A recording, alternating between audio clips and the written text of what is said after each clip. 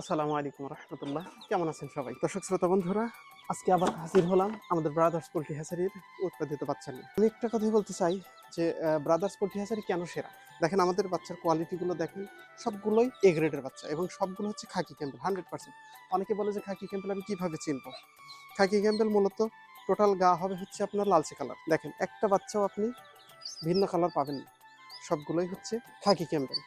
আর খাকি Campbell মানেই হচ্ছে ডিমের রাজা, এটা সবাই জানে। মূলত ডিমের জন্যই এই হাঁসটা বেশি পালন করা হয়, সারা বাংলাদেশের সবখানেই পালন উপযোগী। কেন উপযোগী? এটা হচ্ছে বাংলাদেশের সকল আবহাওয়াতে ম্যাচিং করে ডিম কিন্তু আপনাকে 100-100 দিবে।